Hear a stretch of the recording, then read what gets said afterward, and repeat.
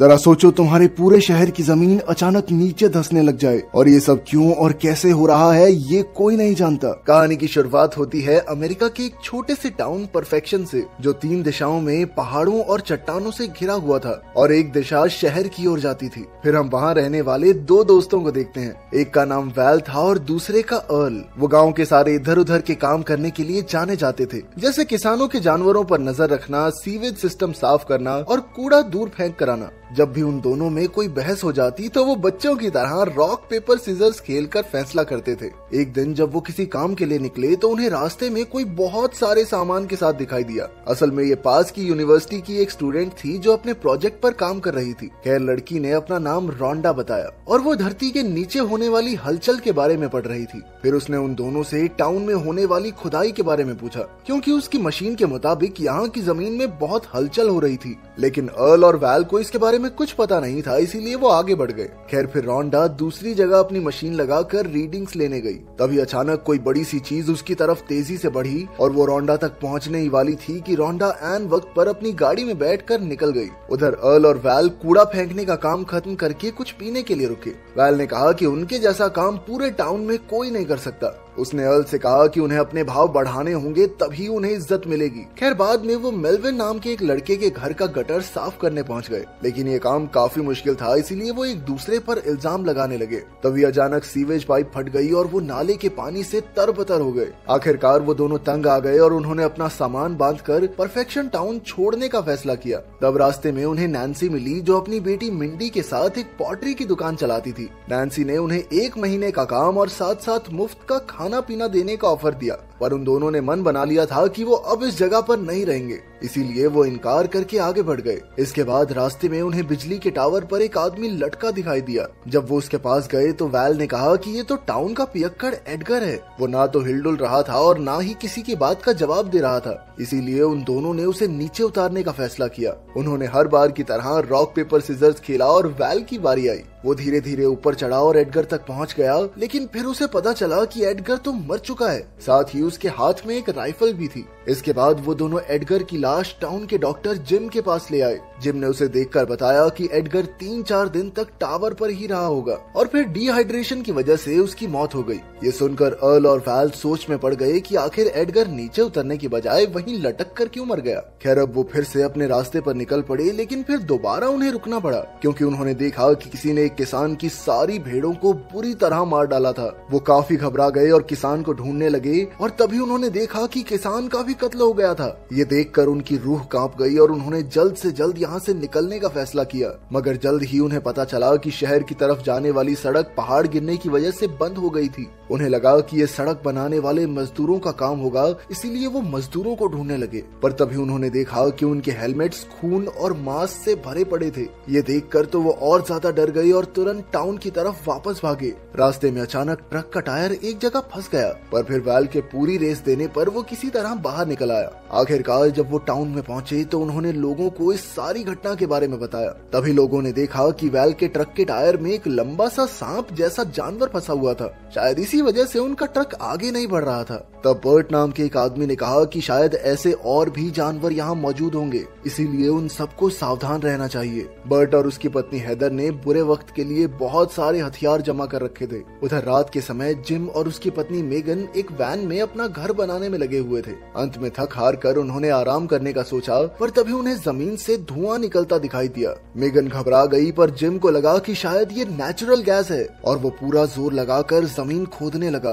पर तभी अचानक उनके पैरों तले की जमीन खिसकने लगी और किसी अनजान शक्ति ने उन्हें नीचे खींच लिया। मेगन ने अपने पति को बाहर निकालने की पूरी कोशिश की, पर एक सांप जैसा जानवर उस पर फुंकारे मारने लगा। मेगन इतनी डर गई कि उसने दौड़कर खुद को गाड़ी में बंद कर लिया, लेकिन इससे पहले कि वो गाड़ी चलाती पूरी गाड़ी ही जमीन में धंस गई। उधर टाउन में टेलीफोन के सिग्नल बंद हो गए थे और सड़कें भी बंद थी, इसीलिए वैल और अर्ल ने घोड़ों पर चढ़कर शहर से मदद लाने का फैसला किया। रास्ते में उन्हें जिम की वैन दिखाई दी, पर जब उन्होंने जिम और उसकी पत्नी को ढूंढने की कोशिश की तो कोई दिखाई नहीं दिया। तभी अचानक उन्हें जमीन के अंदर से रेडियो की आवाज सुनाई दी। उन्होंने मिट्टी हटाई तो देखा कि जिम की गाड़ी तो सीधा जमीन में धसी हुई थी। ये देखकर उनकी सांसें सूख गई, पर अब उनके पास मंजिल की ओर बढ़ने के अलावा और कोई रास्ता नहीं था। कुछ देर बाद वो एक रेगिस्तान के बीच पहुंचे, जो देखने में तो सुरक्षित लग रहा था, पर उनके घोड़े अजीब तरह से हिनहिनाने लगे और देखते ही देखते घोड़ों ने उन्हें जमीन पर पटक दिया। तभी जमीन से वही अजीबोगरीब जानवर बाहर आया और उनके घोड़ों को कच्चा चबा गया।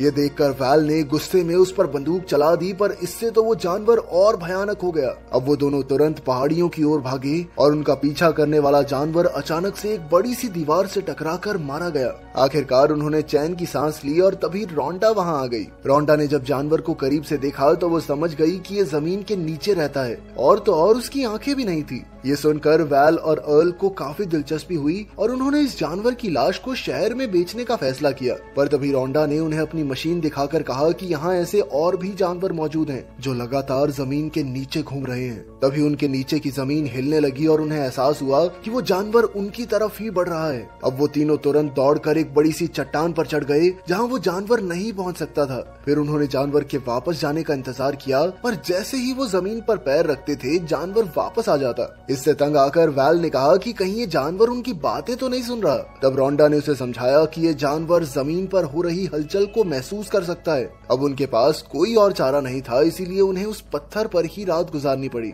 फिर अगली सुबह रोंडा को एक आइडिया आया और वो तीनों डंडे के सहारे कूदकर अपने ट्रक तक पहुंच गए। जल्द ही वो परफेक्शन टाउन पहुंचे, जहां सभी लोग सोच रहे थे कि उन्हें परफेक्शन टाउन छोड़कर चले जाना चाहिए, क्योंकि वो अजीबोगरीब जानवर उनकी ओर तेजी से बढ़ रहे हैं। रोंडा ने कहा कि उन्हें पहाड़ियों से होते हुए शहर चले जाना चाहिए। तभी अचानक उन्हें मेल्विन के चिल्लाने की आवाज सुनाई दी। उन्होंने तुरंत बाहर आकर देखा कि वो बिजली के खंभे पर डर के मारे लटका हुआ था। उन्हें लगा कि मेल्विन मजाक कर रहा है, इसीलिए उन्होंने मेल्विन को नीचे आने को कहा। लेकिन तभी वो जानवर जमीन फाड़कर बाहर आ गया। उसे देखकर सब डर के मारे अंदर भाग गए, मगर वो जानवर बिना आवाज मेडिकल स्टोर के नीचे आ पहुंचा। तभी वैल ने सोचा कि जानवरों को यहाँ इंसानों के होने की भनक कैसे लगी। फिर उसे पता चला कि बाहर मिंडी अपनी पोगो स्टिक पर कूद रही थी। उसकी जान खतरे में थी, इसीलिए वैल अपनी जान दांव पर लगाकर उसकी ओर भागा और ऐन मौके पर उसे धक्का दे दिया। तभी जानवर जमीन से निकलकर उसकी पोगो स्टिक निकल गया। फिर नैन्सी तो मिंडी को लेकर अंदर भाग गई, लेकिन वो जानवर वैल के पीछे पड़ गया।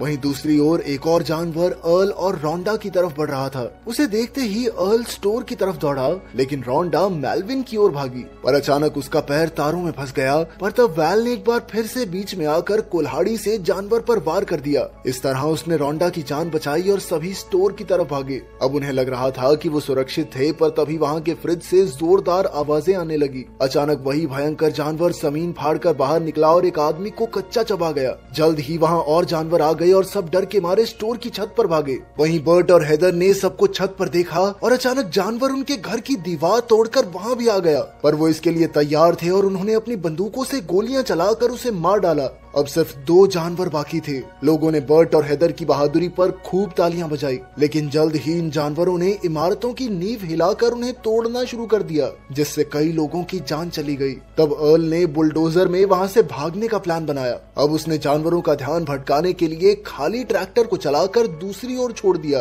और खुद छत से कूदकर बुलडोजर की तरफ भागा। मगर जल्द ही ट्रैक्टर पलट गया और अब अर्ल पूरी तरह इन जानवरों से घिर चुका था। तभी रोंडा ने पास की एक पाइप फोड़कर जानवरों का ध्यान भटकाया और जल्द ही जानवर पानी की ओर मुड़ गए। मौका पाते ही वैल बुलडोजर पर चढ़ गया और फिर टाउन के बचे हुए लोगों को साथ बिठाकर शहर की ओर निकल पड़ा। अब सभी खुश होकर जश्न मना रहे थे कि अचानक रास्ते में बुलडोजर भी जमीन में धंसने लगा। वो समझ गए कि ये जानवर इतनी आसानी से उनका पीछा नहीं छोड़ने वाले, इसीलिए वो सब फटाफट एक पत्थर पर चढ़ गए। तभी अर्ल को एक आइडिया सूझा। उसने कहा कि उन्हें इन जानवरों पर बर्ट के बनाए हुए बॉम्ब से हमला करना चाहिए। फिर उसने बर्ट का बनाया हुआ बॉम्ब एक रस्सी से बांधा और बड़ी चालाकी से जानवर के पास फेंक दिया। जैसे ही जानवर ने उसे खाया तभी जबरदस्त धमाका हुआ और उस जानवर के टुकड़े टुकड़े हो गए। इसके बाद उन्होंने आखिरी जानवर के पास भी वैसा ही बॉम्ब फेंका। जानवर ने उसे दांतों से पकड़ा, पर अचानक उसे अर्ल के साथियों की ओर फेंक दिया। धमाके से बचने के लिए सभी अपनी जान बचाकर भागे